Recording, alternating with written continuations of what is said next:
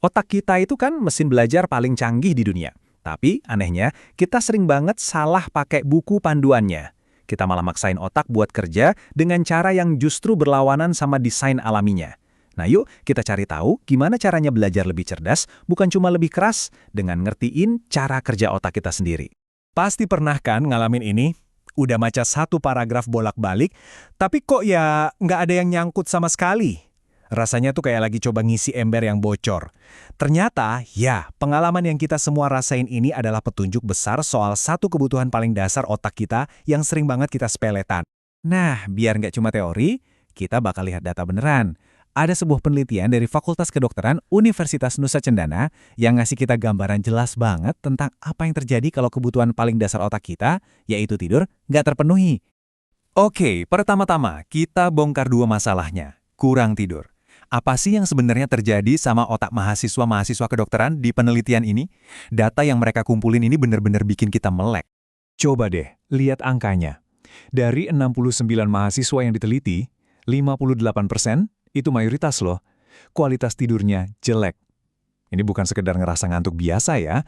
Ini masalah fisiologis yang ternyata udah menyebar luas di kalangan pelajar.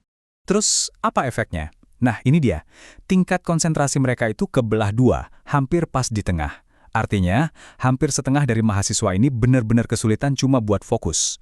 Coba bayangin deh, susahnya belajar materi kedokteran yang super rumit kalau kemampuan konsentrasi Anda cuma separuhnya.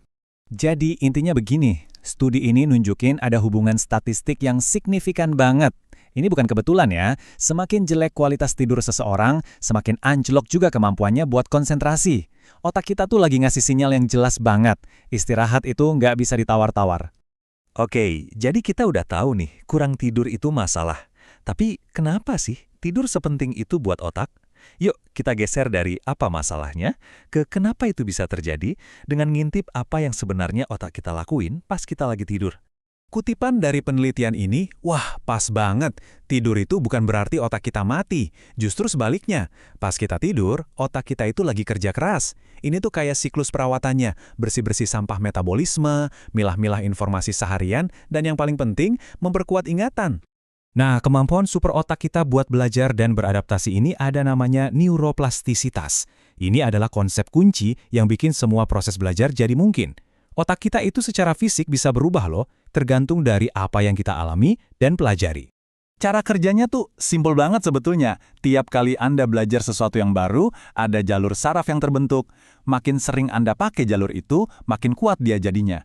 Tapi kalau Anda diemin aja, koneksinya bakal melemah. Mirip kayak bikin jalan setapak di hutan. Makin sering dilewatin, jalannya makin jelas. Oke, sainsnya udah dapet ya. Sekarang pertanyaannya, gimana caranya kita pakai ilmu ini buat ngerancang cara belajar yang sejalan sama otak, bukannya malah melawannya? Nah, disinilah sebuah filosofi pendidikan baru mulai berperan. Namanya brain-based learning atau pembelajaran berbasis otak. Dan prinsipnya sederhana banget. Otak kita itu belajar paling efektif saat merasa tertantang, tapi tetap aman. Emosi itu bantu nandain ingatan mana yang penting. Dan seperti yang kita lihat tadi, kebutuhan dasar kayak tidur itu jadi fondasinya. Jadi ini pendekatan yang menyeluruh. Prinsip-prinsip biologis ini kan keren banget ya. Tapi gimana cara nerapinnya di kelas modern yang isinya banyak murid? Jawabannya ada di perpaduan cerdas antara ilmu saraf dan teknologi pengajaran. Kenalin, ini namanya model Brain-Based Deep Learning atau BBDL. Ini adalah sebuah pendekatan revolusioner yang mengambil semua yang kita tahu tentang cara otak belajar, lalu menggabungkannya dengan kekuatan adaptif dari deep learning dan kecerdasan buatan. Terus gunanya apa? Bayangin deh, AI bisa bikin jalur belajar yang khusus buat setiap siswa. Dia bisa nyesuaiin tingkat kesulitan secara langsung, jadi otak kita ada di kondisi belajar yang paling oke, cukup tertantang tapi nggak sampai kewalahan. Ini bisa ngurangin yang namanya beban kognitif, dan yang pasti menghargai ritme biologis tubuh kita. Dan tujuan akhirnya tuh bukan cuma biar kita hafal materi loh. Gabungan ilmu syaraf dan teknologi ini dirancang buat ngebangun skill yang paling kita butuhin di abad ke-21. Berpikir kritis, kolaborasi, kreativitas, dan juga komunikasi. Oke, kita udah bahas masalahnya, sains dibaliknya, sampai solusinya. Sekarang, mari kita tarik kesimpulan. Apa sih artinya semua ini buat Anda dan buat masa depan dunia pendidikan?